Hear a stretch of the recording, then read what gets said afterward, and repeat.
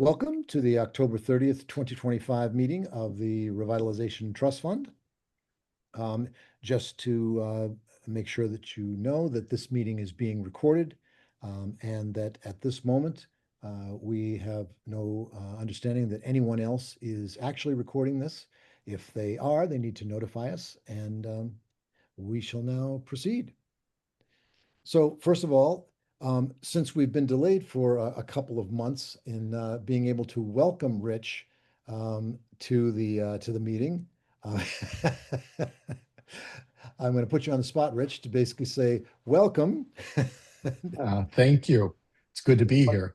Yeah, it's wonderful to have you as part of the committee. Yeah, Rich has welcome. already, yeah, Rich has already participated in Harvest Fair.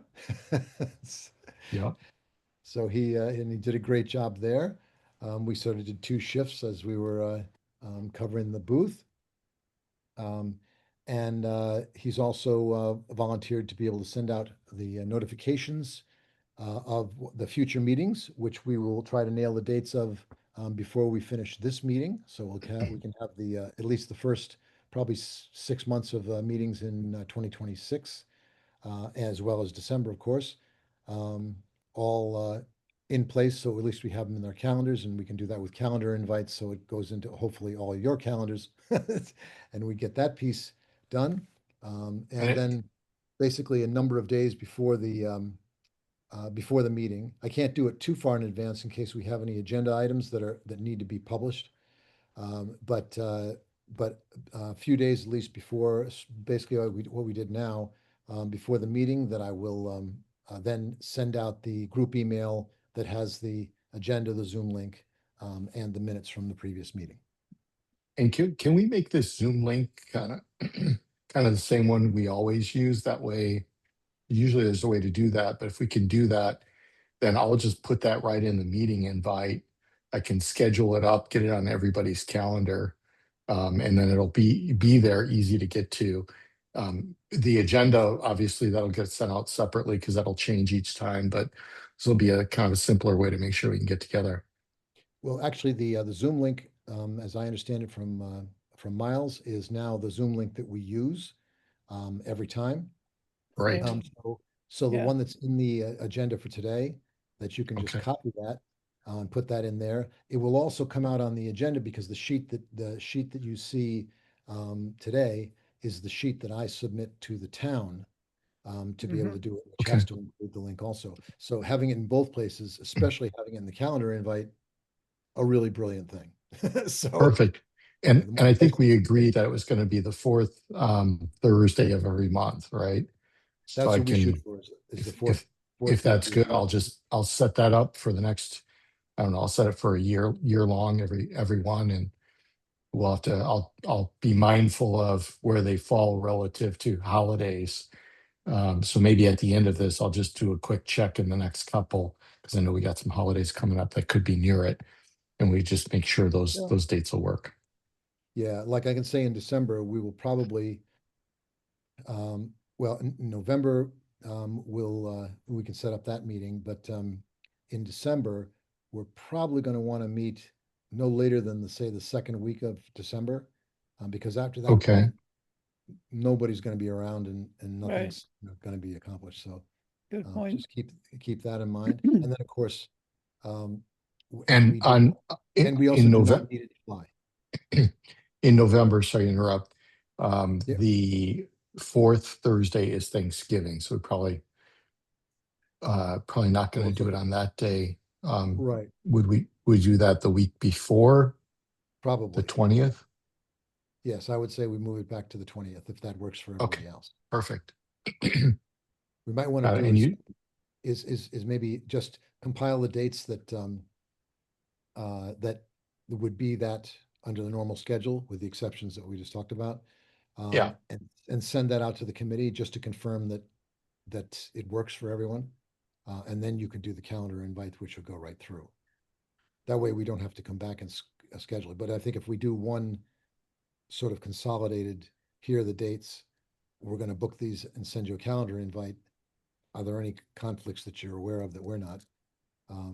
They have one shot at being able to I mean, they can't predict what's going to happen in 2026, Right. but at least but if there are things that they already know about that might be conflicts, at least we should know. Okay. Does that sound And good? just to be clear on the in December, we want to shoot for the second Thursday then, which would be the 11th. Yeah, yeah. Okay, Keep Okay, it as far away from great. put that in holidays. my book. All righty.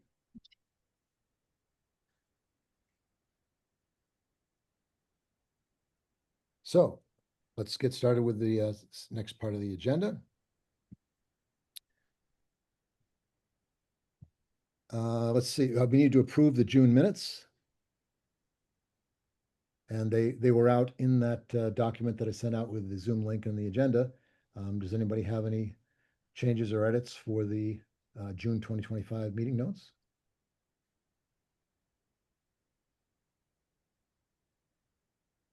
If not, I will move to accept the minutes. Do I have a I second? second. All in favor? Aye. Aye. Is that everyone? Some people muted. Okay, great. All right. Then the minutes are accepted and we will move on. The next is the Needham Heights banner. We've been working on this for a long time. It's gone through a variety of iterations, not the least of which was to remodify the original design to be able to fit or to incorporate the new Needham logo, which was completed at the end of last year.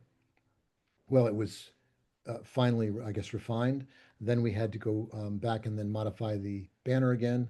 And the gist of it is that we now have a complete and approved um, banner design um, by the Board of Selectmen. So the Select Board is now, completed their approval. So now, and then that was as of a month ago. So now, basically, the cost to be able to raise for this is $3,200. This is a banner that will go up and stay up in Needham Heights.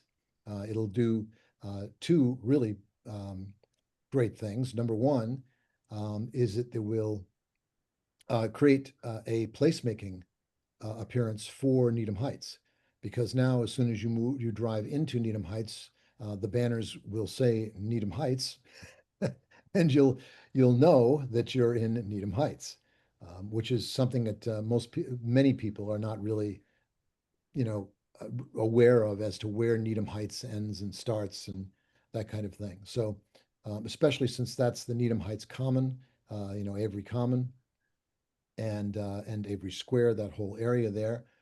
Uh, and there are a variety of different businesses there. We wanted to make sure that we had that kind of clarity, and also they're uh, bright blue with white lettering and the yellow dome and all that kind of on the banner. So it's a very positive, high energy kind of thing that will be in the Heights to make it look nicer and more special. Uh, so that's great. They will run along the block that runs from Starbucks down to Blue on Highland, and then there'll be one actually on the Heights Common that is directly across the street from around the area of Starbucks, so that you'll have that on one side and you'll have these on the other side, and it'll be a very nice display and very welcoming into the Heights. The second part of it is a parking banner. Um, Behind Blue on Highland, there's a public parking. And in that public parking, there's only one tiny little sign that even says that it's public parking. So, but they have a whole series of the pedestrian styled light poles in there, which are available for putting banners on.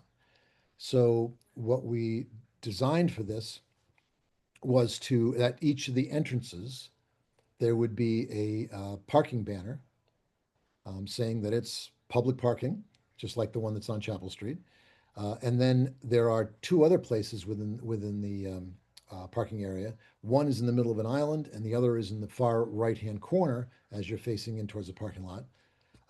That on Mark Lee, which is the street that goes up there, um, that will have the Needham Heights banner there. So it'll get not only get the placemaking banner, but it'll also get the parking banner, making it much more um, clear as to where what is public parking.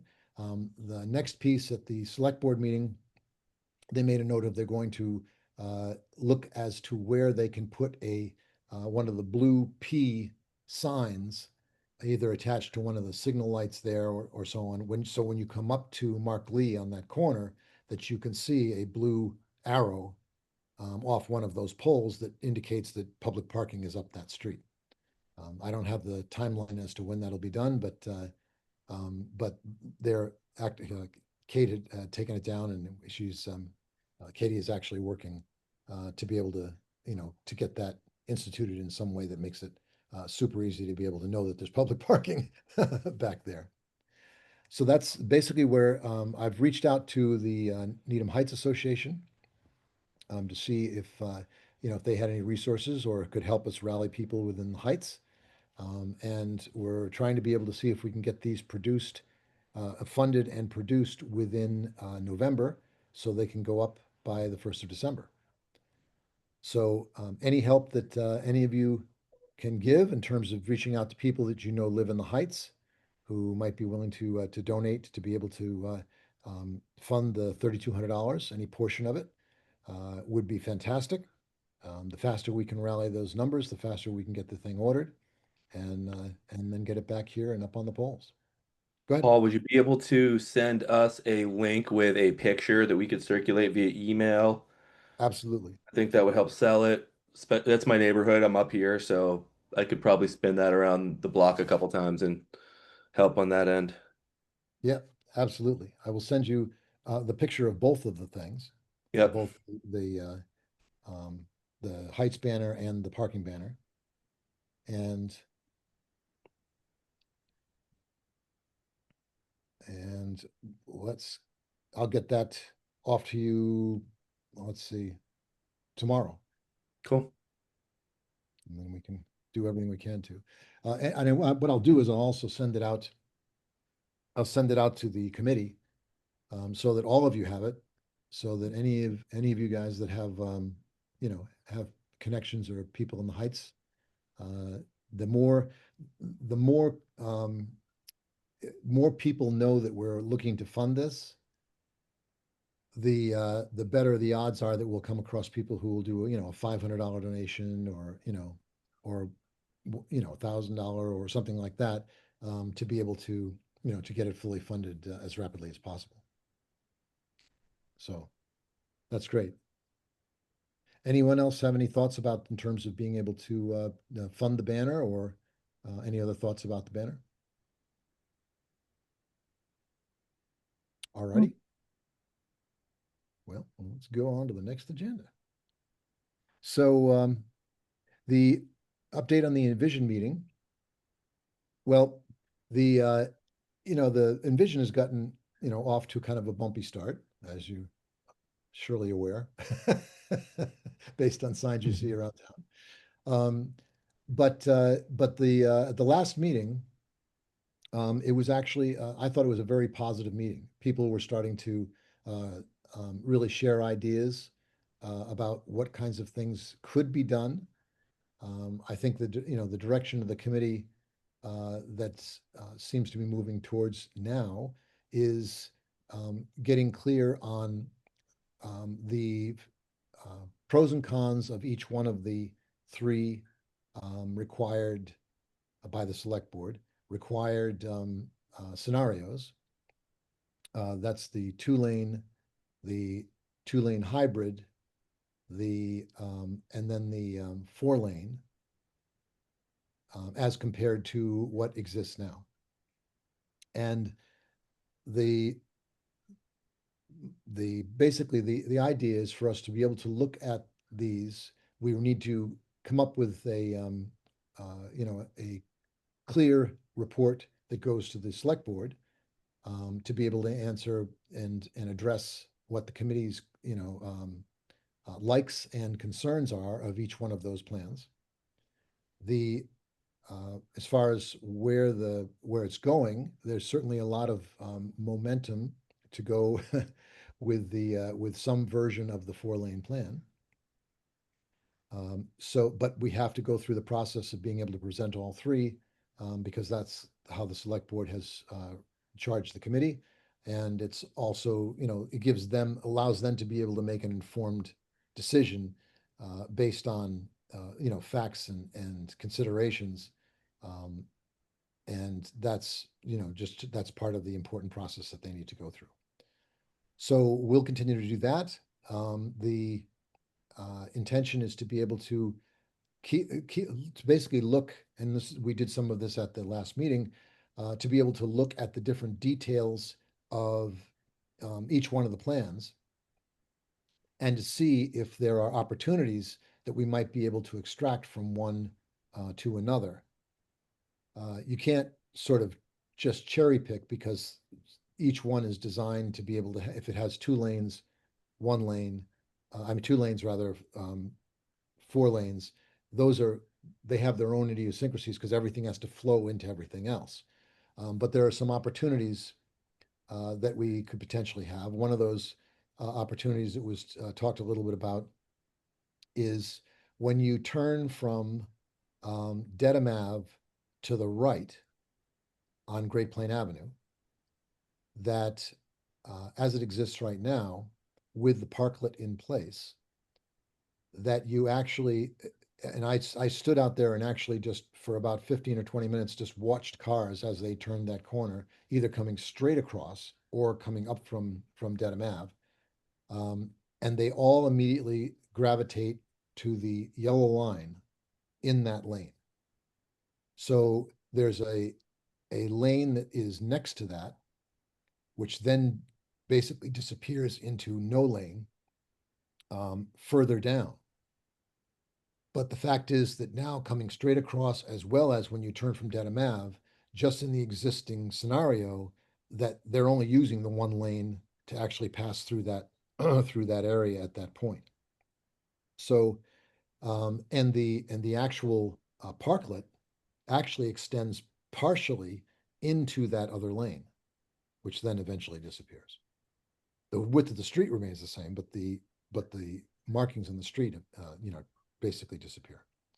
So the thought is that we on there that we could potentially just make it the one lane because that's how people are using it right now and it hasn't changed the flow at all. And that was one of the great concerns that the businesses have had is that it would stall traffic to the point where people would just avoid driving through Needham, and that would cut down on the number of people who get to see their businesses. So, which is a very legitimate, concern.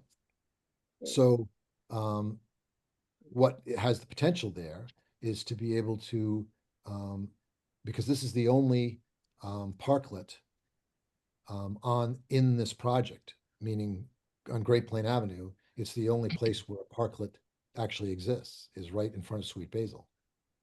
So the consideration is that we're talking about is to being able to expand the sidewalk because we've got that extra part of that lane to be able to work with, to expand the sidewalk or eliminate the parklet, expand the sidewalk all the way down to the end of that block where it meets the crosswalk, um, and then have the parking on the outside of the expanded sidewalk. So you're actually picking up three parking places along that row, which gives additional parking for that area, which you can really use. Um, and it eliminates the putting up and taking down of the parklets. It also keeps everything on the sidewalk, which is safer. In fact, the what it does is it actually creates greater safety because now you have a row of cars in between the moving traffic and the sidewalk where people are doing outdoor dining or sitting, and however that area is used. So the businesses that are restaurants could use it for outdoor dining. Any businesses that were not, and there are, that whole corner is basically wrapped around with restaurants and even down to the Abbott's, uh, not ice cream, it is Custard. frozen Custard. custard, frozen custard. Um, from that, and then of course you have the Town Pizza, which is um, after that. So there are only a few stores that there exist now, but even if any of those changed, that having the wider sidewalk allows things for like being able to put out planters and other types of things. Or just see, if that area has a lot of seating and because of restaurants and so on, it also allows more people to be able to just sit and enjoy being out in that area. Um, and it also allows one of the things that there were working on. It's not part of the charge of the committee, but it's an adjunct to the committee. Is uh, is to be able to get the regulations changed about putting things on the sidewalk. Because right now, basically, the town is just not enforcing the fact that technically putting those kinds of things on the sidewalk in most of those areas is actually against the regulations. Um, so, but the regulations are very old, and then when the sidewalks were very narrow, that was a different story. So they're working on that also. There's a bunch of little pieces that are all part of, changing regulations to be able to allow the use and building out, wherever we can to be able to make some of these, socialization areas, uh, nicer to be in.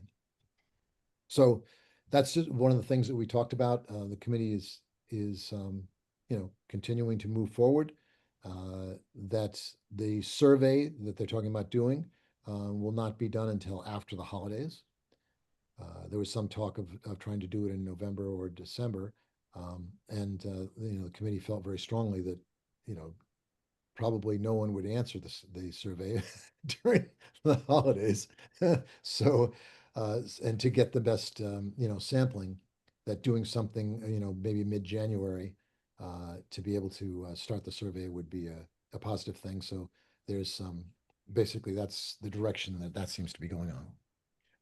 Any of you have any feedback from any other merchants or from other people or from any business, any other sources that I might bring back to the committee?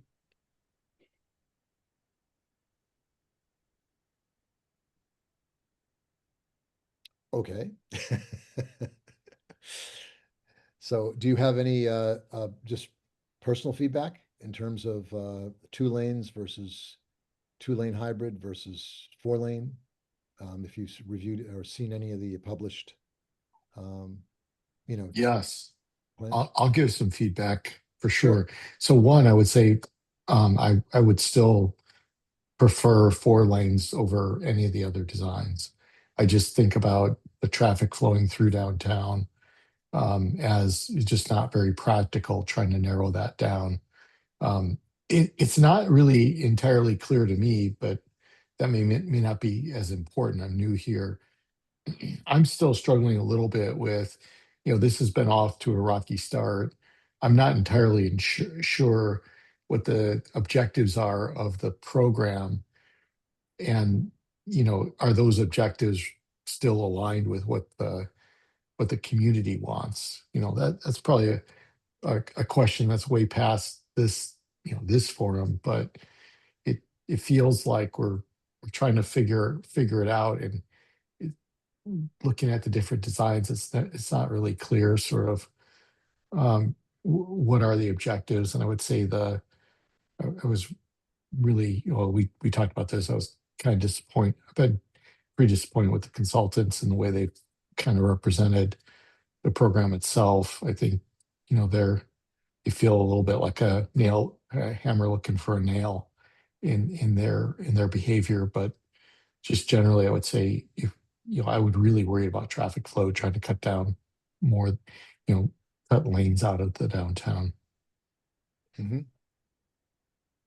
No, that's good feedback, and I will bring that back to the committee also. Any other feedback? Okay, well, we'll move on to the next vision.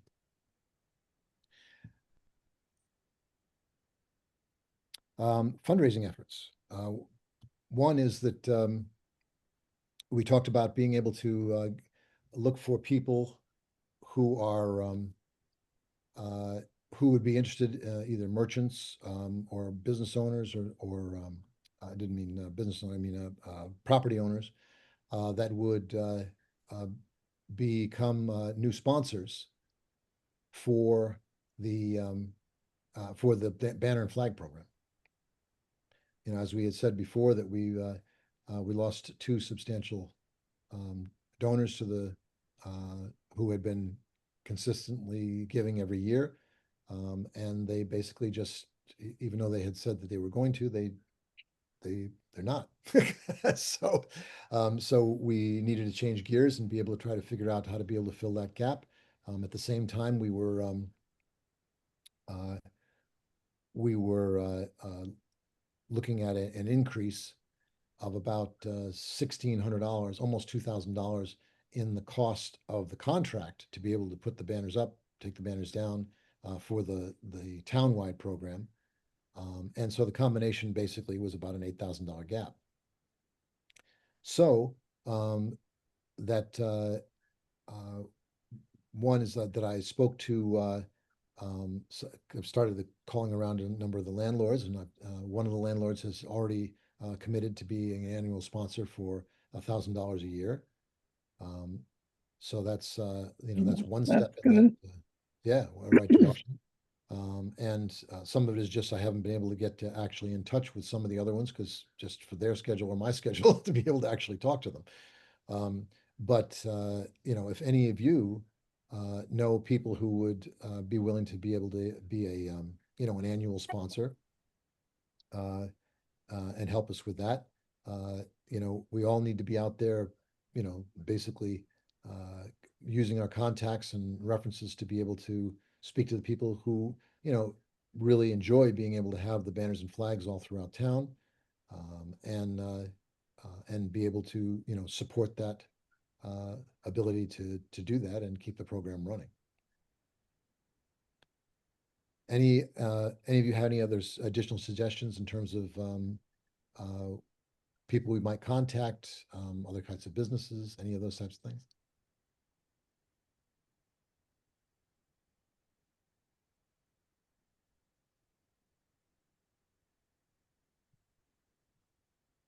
And maybe one thought I have is, obviously if we've got to do some fundraising, maybe something where we ought to, for those that we know, we can go approach them, but maybe we look at the other parts of the community we don't know, and try to think about how we go after those parts of the community. But and here I mean like the businesses or maybe some of the clubs that are around. Well, I don't know if we've done that before, Paul, but that could be a helpful strategy. what about adding someone to the committee who has a lot of connections? I don't have any connections, but I mean, maybe we could look for a committee member with that in mind, and then, that would solve part of the problem. Good suggestion. Right now, we have a full The committee. committee's full? Yeah. Oh, But, okay. one of the things that we'll have to see is, uh, we certainly hope that Carol can continue to participate. Um, but, it's possible that it may be more difficult for her to participate going on in the future. So, uh, so we'll have to see. I actually went to visit Right. her today, to see her, and um, so we'll just have to see that. So, when we get into 2026, we'll see how that goes. But I agree with you.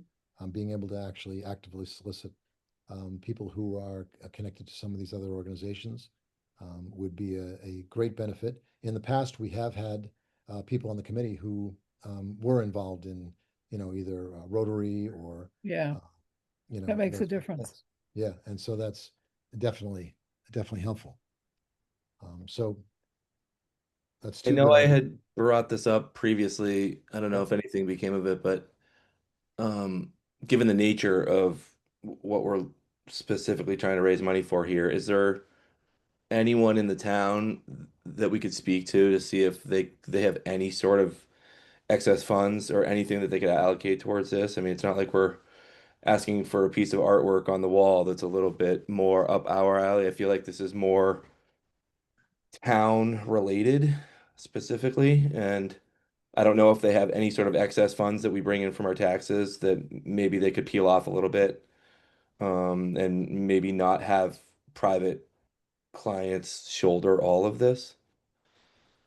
I don't know. In my mind, this just feels different than raising money for other Yeah. things that I we're agree. doing. Feels more operational, You like know, like normally. this I really think feels most like towns the town cover should this be with their own pulling some budget, weight here. actually. Yeah. Yeah, no, I understand.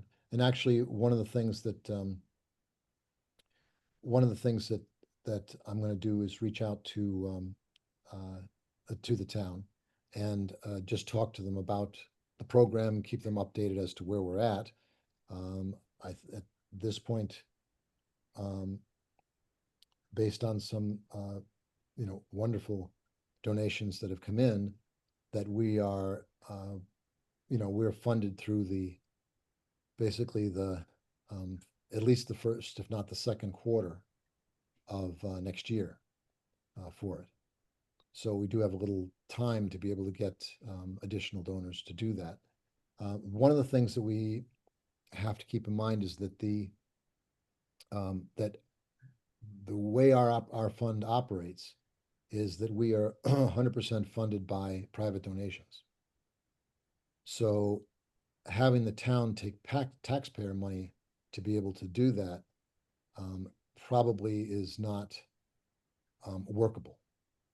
Um, the But we could, I mean, I would think, Paul, I think what Eric was talking about is specifically around the banner flag thing, which is in many towns, that's something the town actually covers because it's so operational in Correct. nature.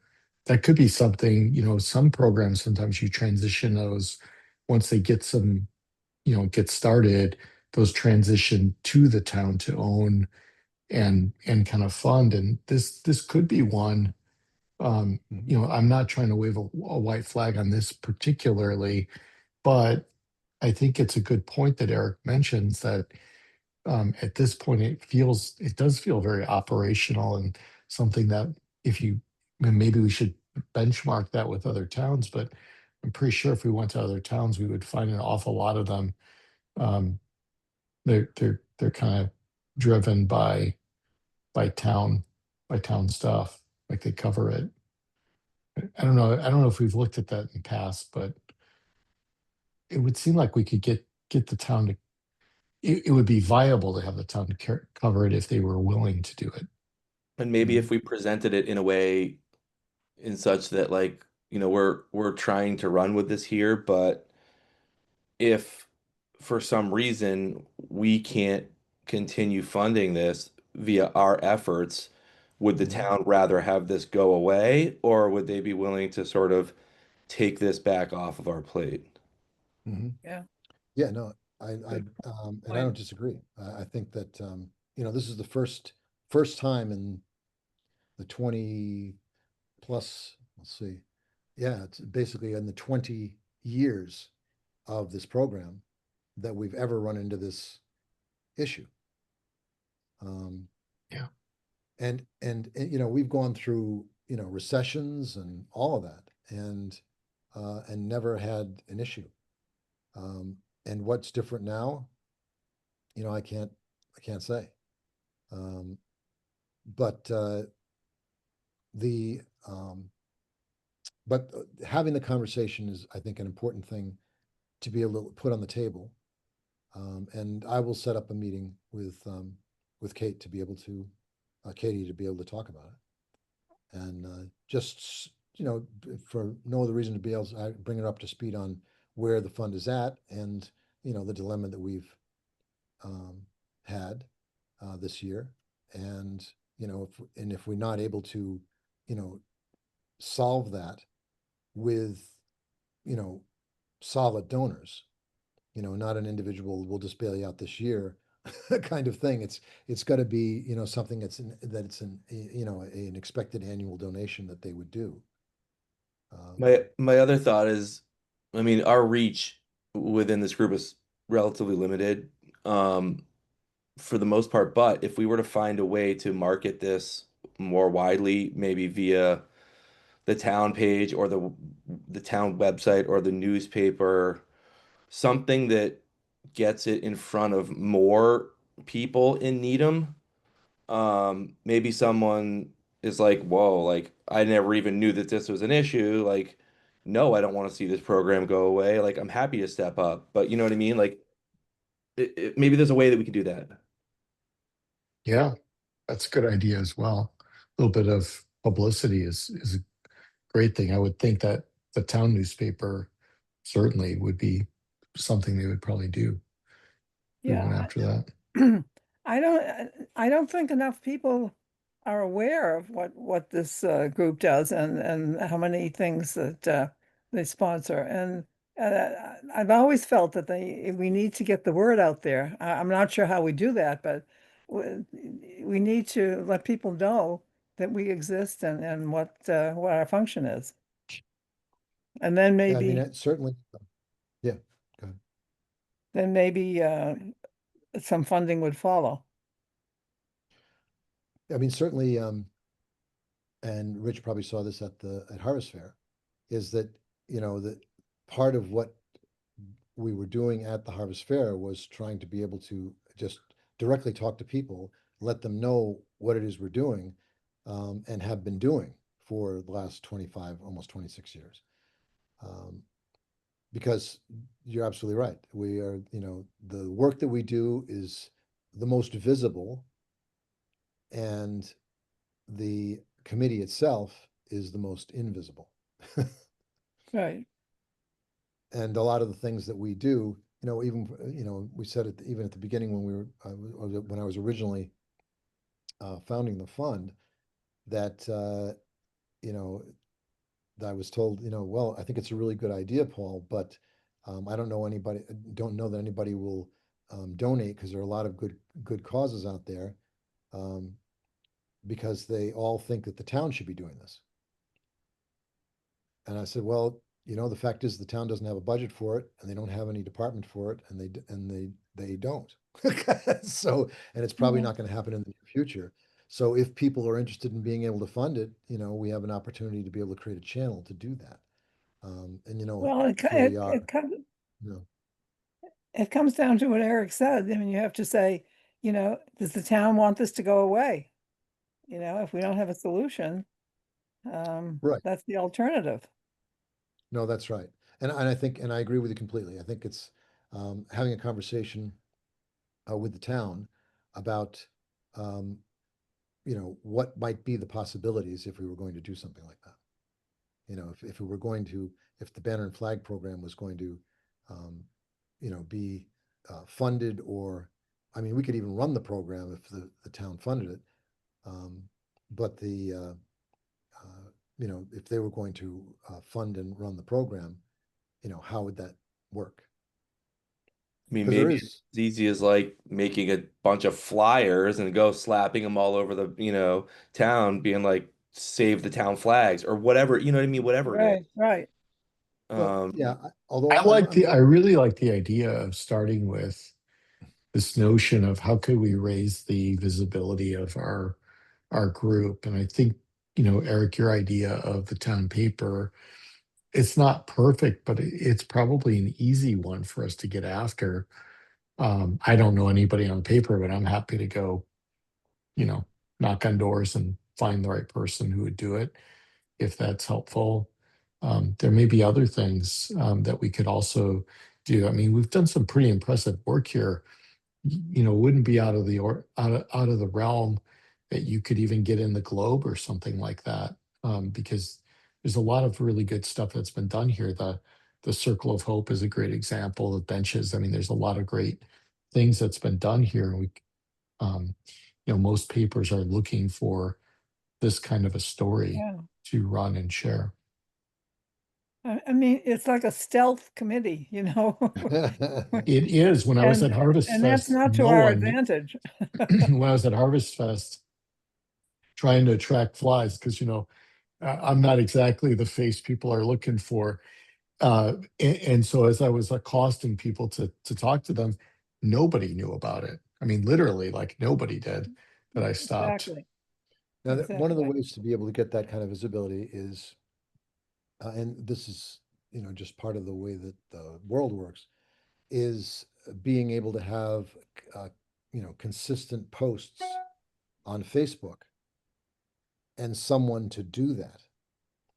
Yeah, I've totally dropped the ball on that. I'm not a Facebook guy. I don't I'm log not on either. to it. Oh, So no, no, maybe I was the wrong Yeah, person for that's that okay. job. no, So no, I'll Eric, I'll shoulder that's, some of the responsibility for that, yeah. but it's not something that I'm comfortable with in general, even in my own life, let alone something that I do or even know how to do efficiently.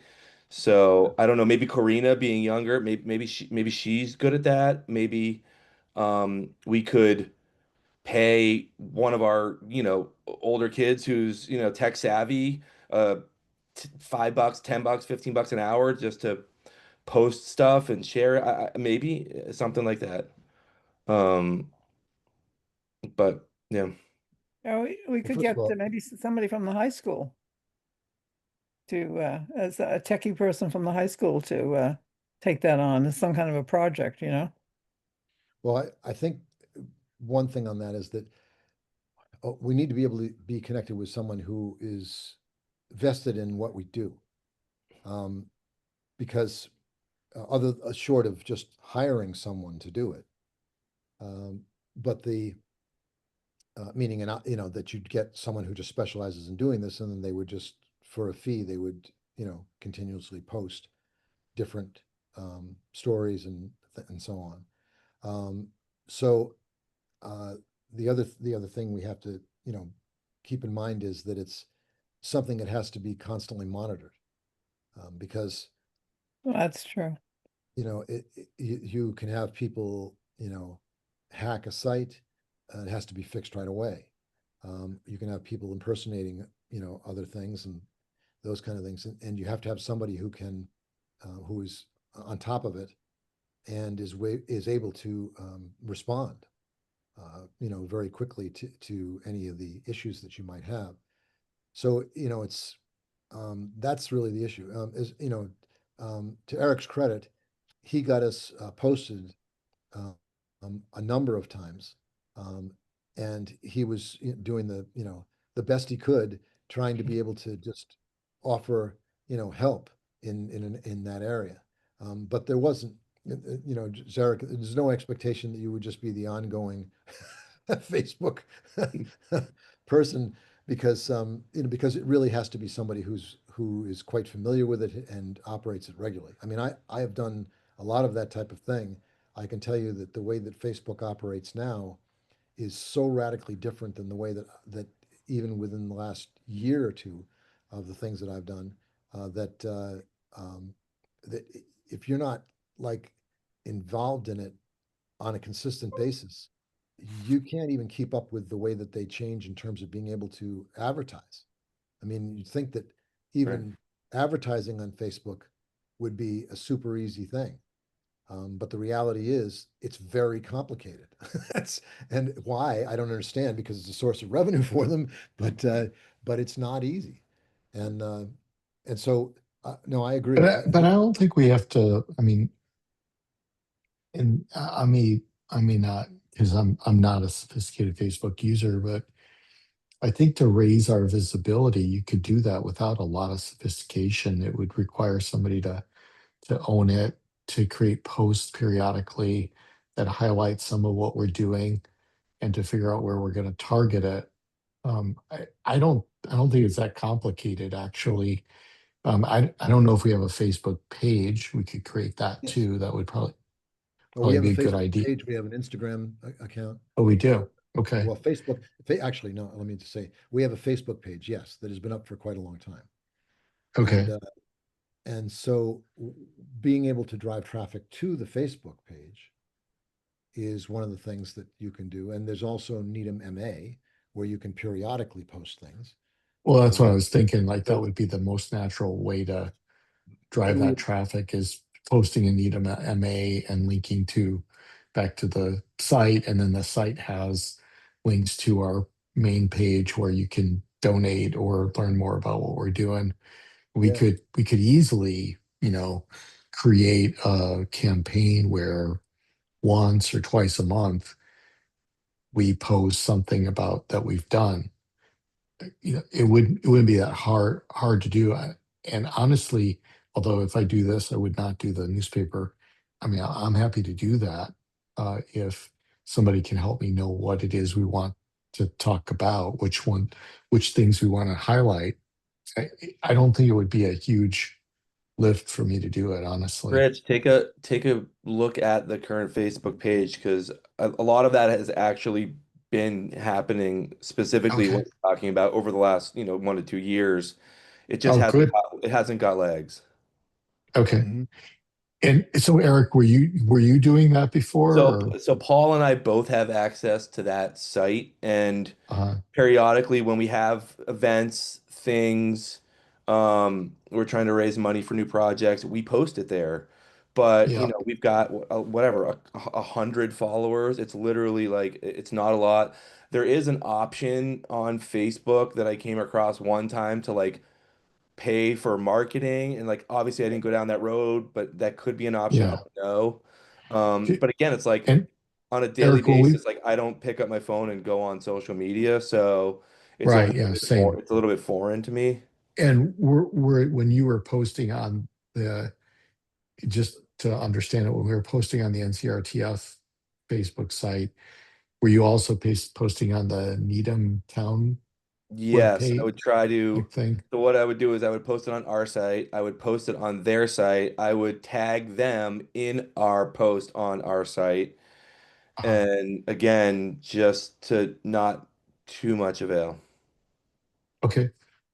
I'll take a look at that. Yeah, because uh I'm probably even more of a neophyte than you are at it. So uh you might be pointing out I should stand down and stand down, or helping me see I should stand down. So let me take a look at that. Um, I mean, if I can be of help, I'm happy to, but um, I definitely will take a look at what you've done. Yeah, check out the page. And the thing is, we have lots of material for doing posts. We have a 14-part video series that is on our website. Um, we have, you know, more than 40 projects that all have, images that are associated with them. We have, from Needham to the World, and which is, also helping. And I'm actually starting to work. I just um, met with Mark Mandel from the Needham channel, and which is where I filmed the previous 14-part video series. Um, Mhm. but that was a few years ago. So we're talking about being able to do something that is very focused on, updating that, and that would also play on the Needham channel, but would also be available through YouTube links to be able to be distributed to wherever we wanted to send it. And it would be much more focused on being able to get the word out about not only the projects we've done, but very focused on the projects that we have waiting for funding, so that people are aware of that. And one of those, projects that would be mentioned or be highlighted in that series would be the Banner and Flag program, so that it would get a lot of awareness of, just how this program works. And we through that type of channel, we can't ask people to directly donate to the Revitalization Trust Fund, but we can um, ask them to go to the website to be able to learn more about how they could support the fund.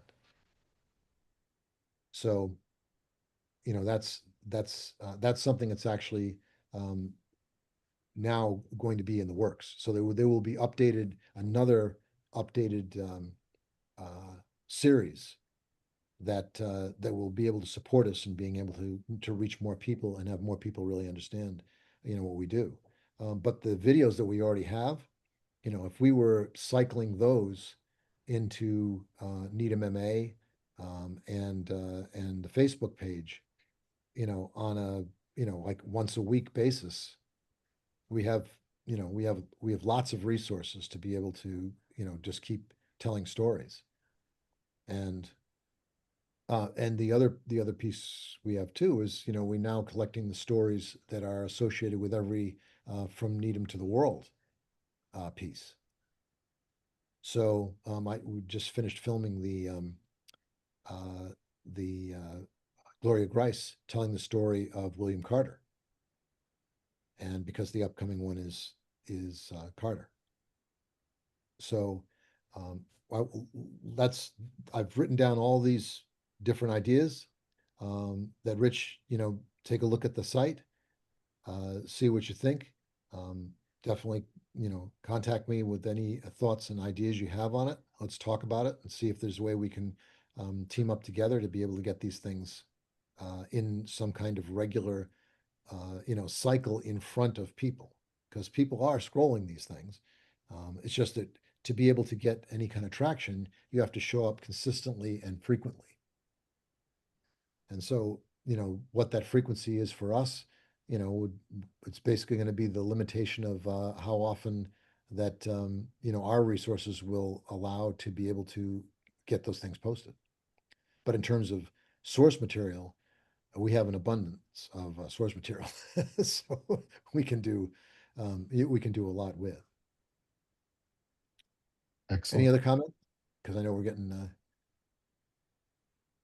a little bit behind on the agenda here, but this is great. All right, well, I'll take those notes, and I'll also update you when I know about the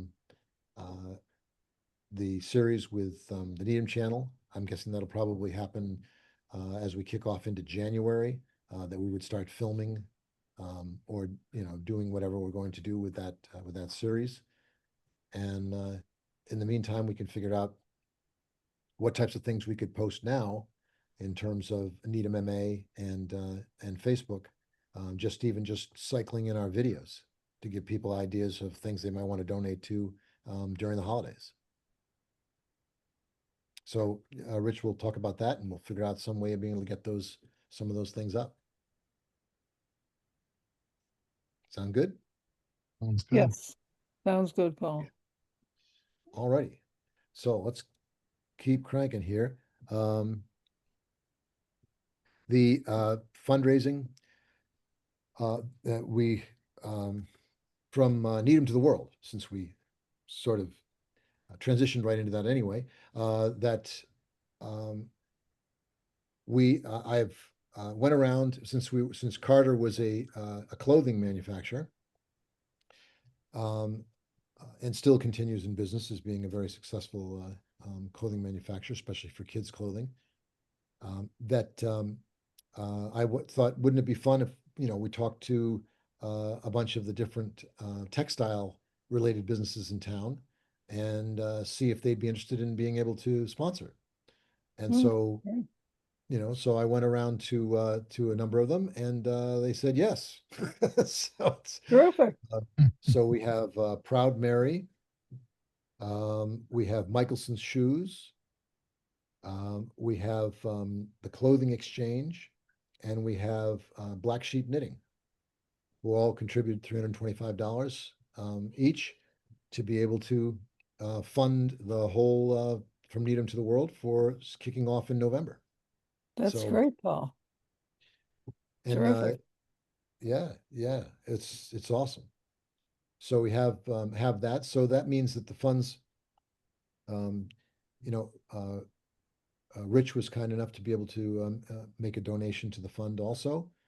So that'll help us absolutely in the first quarter significantly Well, to be able to kick off the year. that's another thing. If you break it down into numbers of that size, you may get more response, because that's a very manageable number, 325, it's not like 1,500. No, that's So, right. I mean, the whole thing yeah. is $1,200 in 1295. It's $1,300.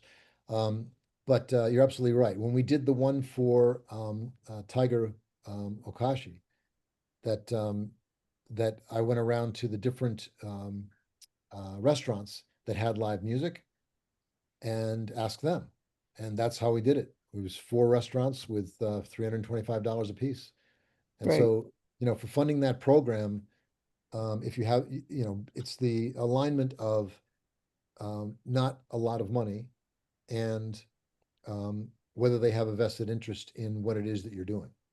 Music tied to the live music, so that worked for them. Textiles tied to Carter.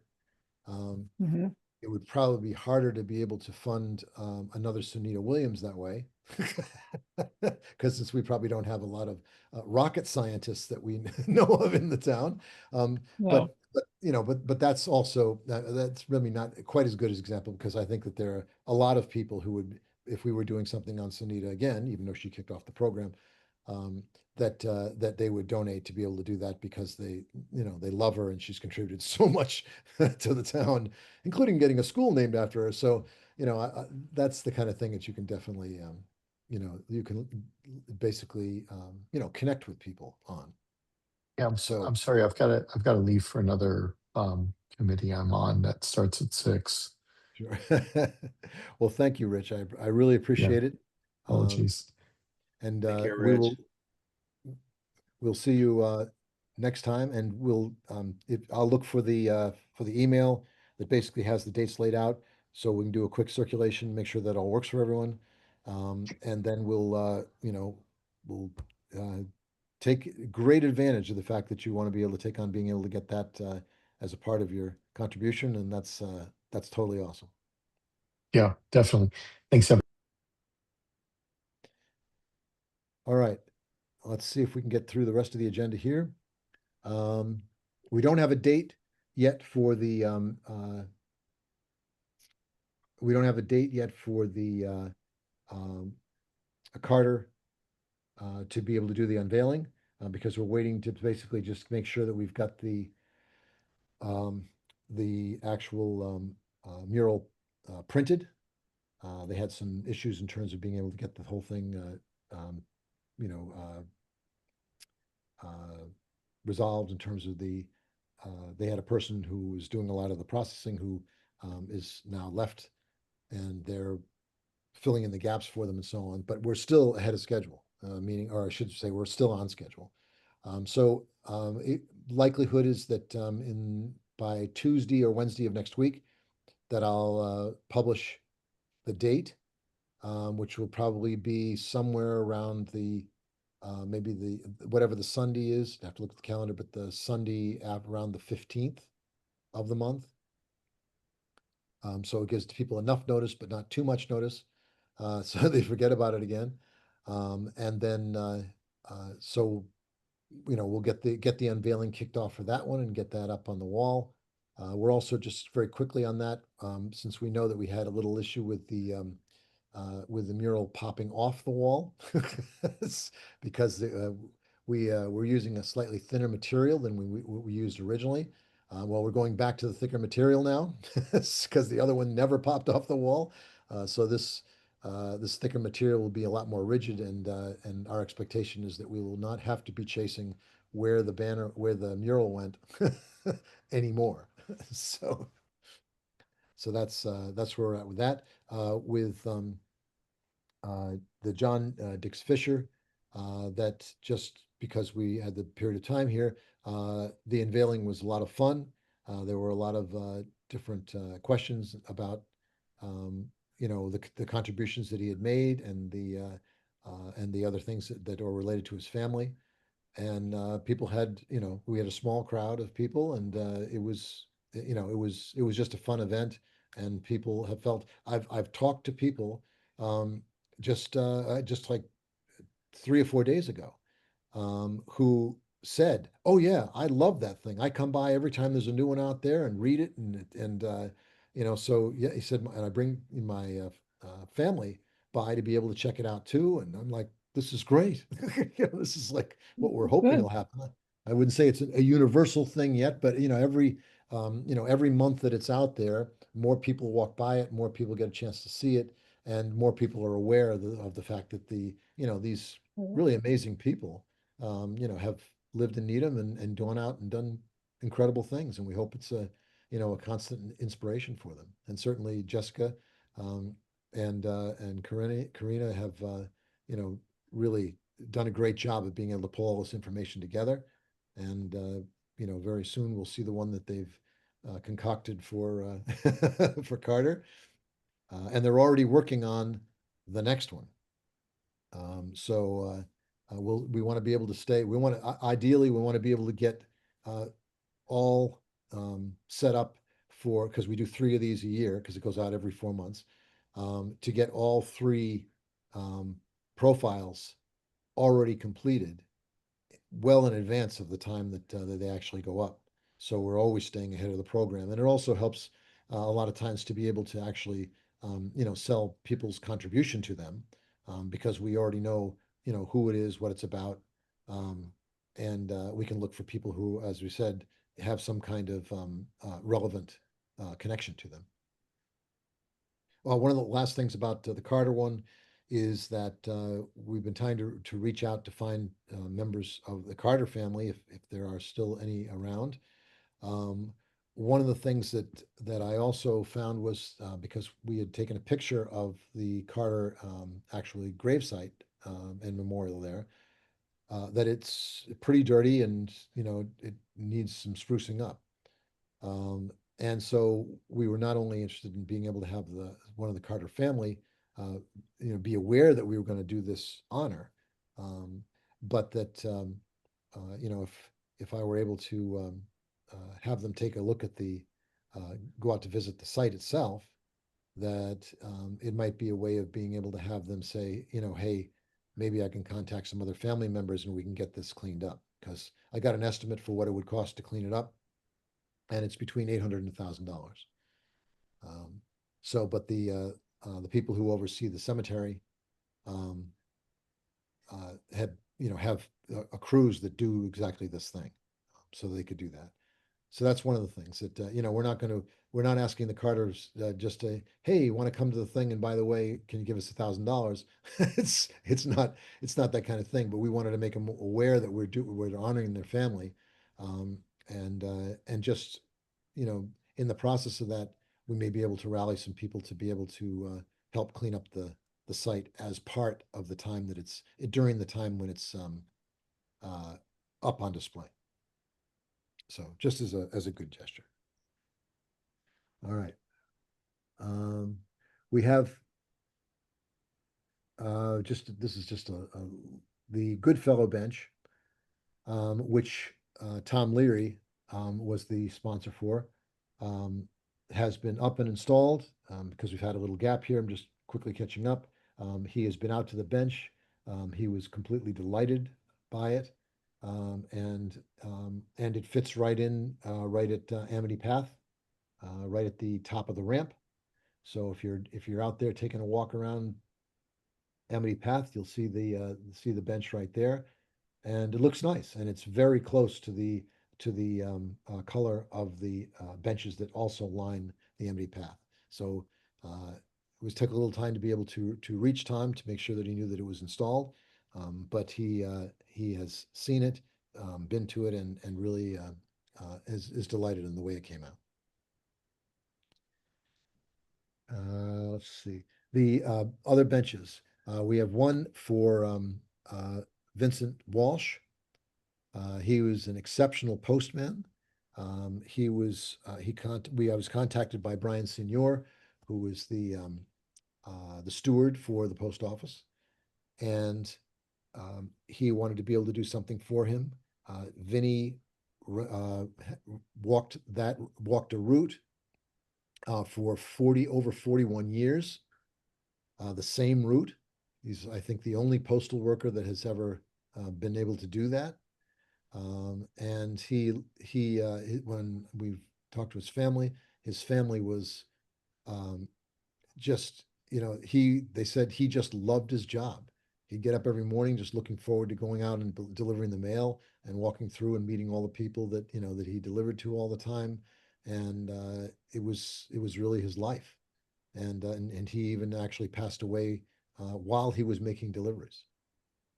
So um, he did what he wanted to do. He loved what he was doing, and created an incredible service, to the town and to all the people that he delivered to for more than 40 years. So this bench is actually in the neighborhood. There's the connection to the Valenti path is right next to where the blocks are that he would walk for household route. That we've already um, gotten all the approvals for the bench. So right now we're just basically Brian has already made the contribution to the fund. I took it in yesterday. So the bench is now being funded, and we're right now arranging to try to be able to arrange the transportation, the uh, order and transportation for the concrete pad that would sit at the base of this. We have on the other benches that you see listed on the agenda, um, that the details are basically that we're waiting for Park and Recreation to be able to approve the three benches that have all been submitted to them. They tried to be able to get to it on their September agenda. They unfortunately weren't able to. And we're keeping fingers crossed that they've been able to review and approve the three benches on their October um, meeting agenda. And I'll be in touch with them uh, or emailing them again, because since we're at the end of the month, and the meeting must have occurred as to what happened and what the status of that is. We're hoping to be able to, if we have those approvals, that allows us to be able to order the three additional pads that we need, so the order can come in with four pads, which if the weather stays good enough, so the ground doesn't frost freeze, that the pads could be installed before the ground gets too hard.